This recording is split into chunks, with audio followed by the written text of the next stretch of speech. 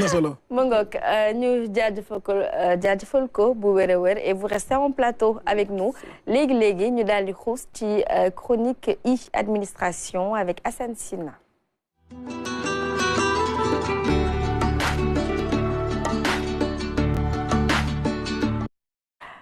Serigne Assane, New Deal technologique toujours. soxna Binta. wala nga ne ko dealer Assane. dealer New Deal bi de nee na dealer New Deal moom ak René ya. Mamadou Diagne moo ñu jox tur boobu. ah nee na dealer. alors di wax rek débat bu intéressant dealer yi nga waaw surtout.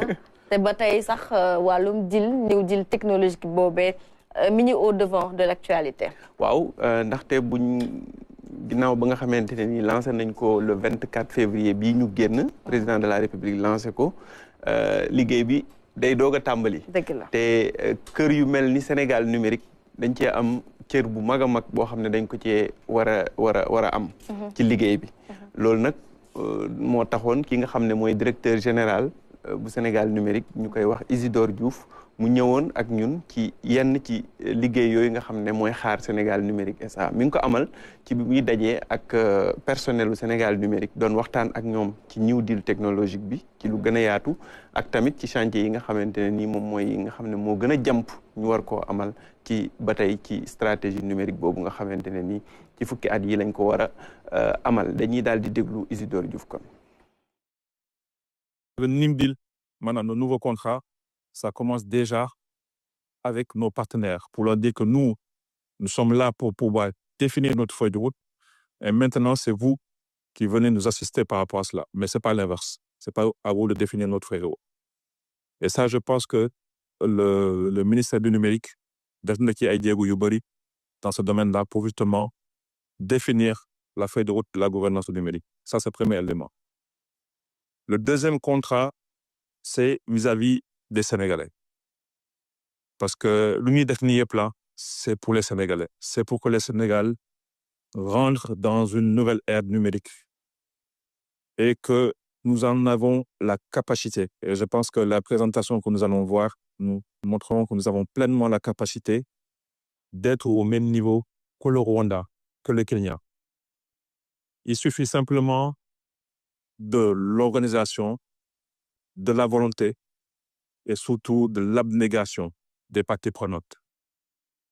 Et pour cela, Sénégal numérique, comme nous l'avons dit, c'est ma passation, est le bras exécutoire de cette stratégie. Et ça, je pense qu'il faut qu'on l'intègre dans notre tête. C'est important. Cette assemblée est l'occasion de vous réaffirmer notre engagement, en tout cas moi, mon engagement, à faire de telle sorte que notre rôle dans cette stratégie-là soit de plus en plus accentué et solide. On se donne les moyens de le faire. Et ça aussi, à la fin de la présentation, on abordera des sujets aussi qui sont liés à notre organisation interne et qui sont liés véritablement à ces gens-là qu'on doit atteindre. Mangok, qui est Isidore Diouf, dikkaat un peu ci Sénégal fu mu tolloog surtout fu mu jëm à travers ce New Deal technologique. waaw mu nekk kàddu yu am solo ndax boo xoolee numérique dafa am nuñ ko doon yoree fii ci Sénégal partenaires yi ni mu ko waxee ci ay kàddoom amoon ci rôle boo xamante ne nii mën nañ ne daanaka dafa ëppoon ndax daanaka ñoom ñoo ñu doon wax fan lañ war a jaar ak nan lañ ko war a doxalee léegi nag mu ne loolu dafa nekk loo xam dañ ko war a soppi ndax ñun suñu li ñu yittewoo ñun ñoo ko gën a xam te ñun ñoo ko war a teg ci taabal ji ñoom ñu xool nuñ ciy àndeek ñun donc mu nekk orientation bu am solo boo xamante ne nii Sénégal numérique tamit war na ci am rôle bu mag a mag bu mu ciy joué loolu nag pour mu am il faut que tamit comme ni mu ko waxee rek moyens yi nga xam ne moo ci war yëpp daal di daje.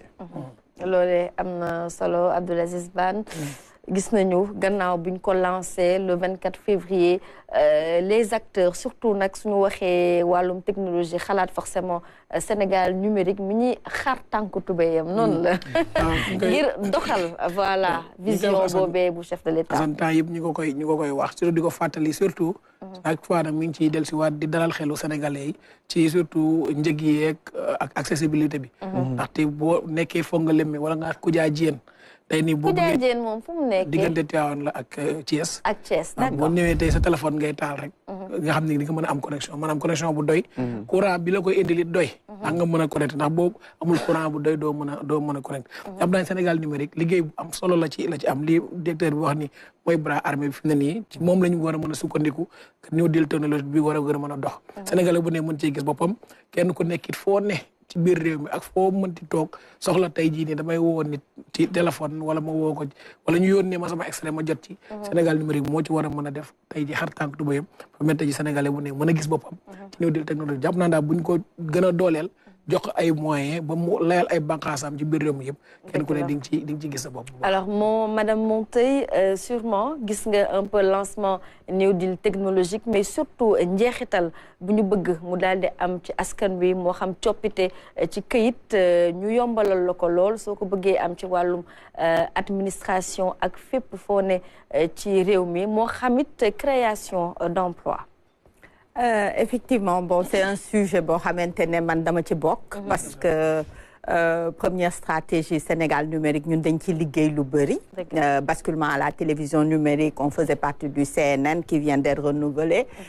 Donc sujet boo xam ne ni pour man mooy ëllëg pour ñëpp amatuñ moyen toog di ko werante ak di xool lan lañ war a def. Il faut que ñu dugg ci biir soobu ci mun a def li nga xamante ne mooy tax suñu doom yi retard bi moom ñu combler ko bu fi kenn waxati waxi gap bu fi il faut vraiment qu'on agisse il faut que ce soit une réalité c'est vrai que dox na nag parce que man maa ngi fàttaleku mos naa dem télé maa ngi koy seetaan keroog di waxi permis de conduire numérisé te léegi am na extrait de naissance yi jógee Sédhiou Sénégal numérique nga koy jëlee léegi man daaw loolu laa def donc dox na mais il faut que mu gën a ñoŋ liñ doon gént démb bañ a doon li ñuy gént tey dañoo war a gént ginnaaw suba pas suba donc il faut vraiment que ñu sóobu parfait alors Joséphine suñu ne wàllum numérique wàllum technologie bu yees c'est étroitement lié ak yéen seen industrie audiovisuelle exactement am na benn artiste bu ko firndeel ci œuvre bi mu def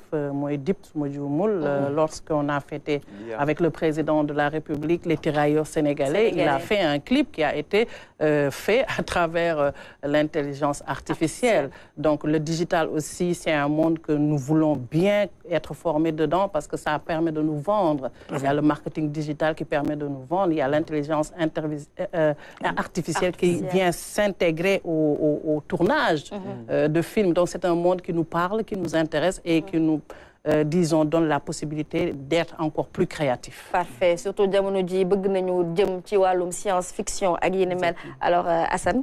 waaw comme ni ko madame Monteye waxee léegi rek moom day faral di interpeller Sénégal numérique ci sujet yu bëree bëri ba ma koy suivre ci X te X mooy ancien Twitter waaw sujet yoo xamante ni concerné na numérique bi wala ñu war ci indi ay leeral da nga koy gis mu mentionné Sénégal numérique laaj poser question di ci xaar ay tontu Sénégal numérique dëgg la Aziz wax na ko léegi c'est le bras exécutoire DG aussi fàttali na ko de cette stratégie là loolu nag boo ko déggee doonu ne rek dañuy jël lépp loo xam ne daf fi nekk numérique ñun ñoo koy gàddu mais dañuy fekk ci nit ñi yi nga xamante ni ci administration bi structure yi anam yi ñu bëgg a doxalee seen digitalisation ñu jàppale leen ci maanaam jouer un rôle d'accélérateur comme ni ko directeur général di waxee nga xam ne numérique doonatul benn secteur boo xam ne rek dañ koy fekk fa mu nekk def ci liñ ciy def mais dafay dugg ci secteur yëpp jàppale leen fexe ba ñu gën a efficace fexe ba seen liggéey gën a ñoŋ comme niñ koy faral di waxee loolu nag pour mu am dafa laaj aussi ñi nga xamante ne nii ñoo ko def métier muy waa Sénégal numérique ak tamit xëy na am na yeneen société yoo xamante ne nii ñi ngi ci yooyu noonu ñoom ci seen bopp ñoo ci war a jiitu nekk en première ligne ni ñu koy waxee def liggéey bi nga xam ne moom la ñu war a def rawatina ci wàllu infrastructure yi dafa war a daj Sénégal Aziz wax na ko léegi am na zone yoo xam ne boo fa nekkee yaa ngi am réseau beneen réew ci surtout zone frontalière yi loolu du yoon parce que réew yooyu ñoom dépassé nañ tranquille voilà dépassé nañ seen dëkk ba ñëw suñu dëkk ñun tamit war nañu mën a am réseau bu kii noonu léegi loolu tamit benn la sécurité aussi beneen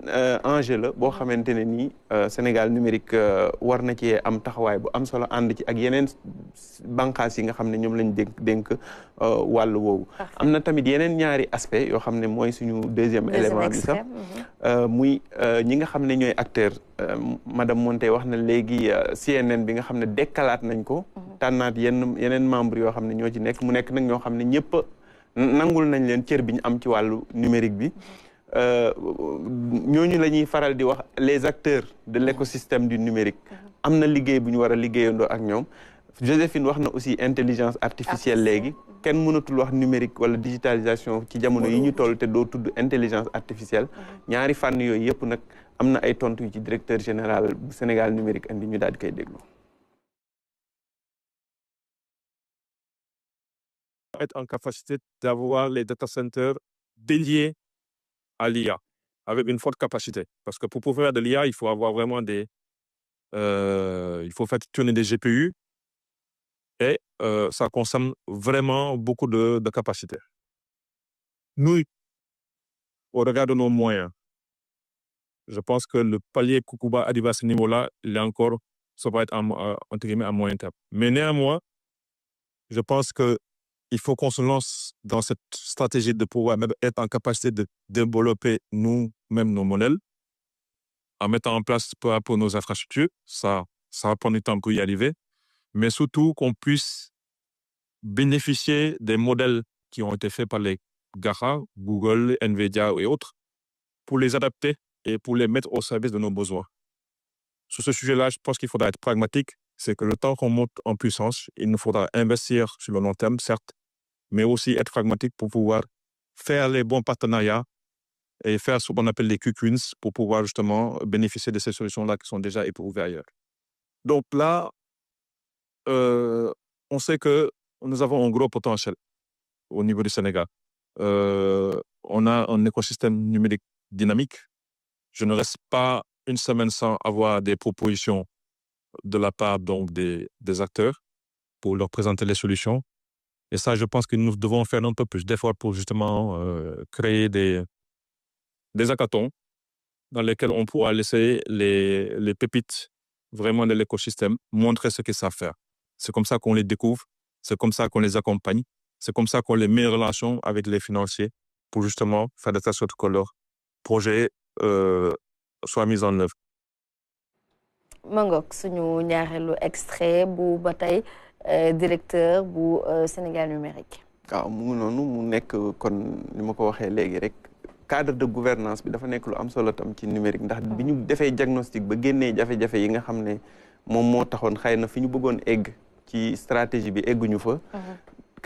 gouvernance boobu daf cee fës ndax moom mooy tax ñu mën a am cohérence au lieu que ñuy am structure bu nekk muy gérer wàllu digitalisation maanaam du ci concerté wu ak kenn. dañuy fexe ba teg benn cadre boo xamante ni lépp loo xam ne dafa soxal état bi te jëm ci wàllu digitalisation day jaar ci cadre boobu. bañ validé ko voilà ñu xàccandoo dóorandoo voilà xàccandoo dóorandoo mu nekk mooy cadre boobu mooy GOVNUM ak CNN boobu nga xam ne ñoom tam avis consultatif la ñuy joxe par rapport ak initiative yi nga xam ne dafa concerné wàllu digitalisation.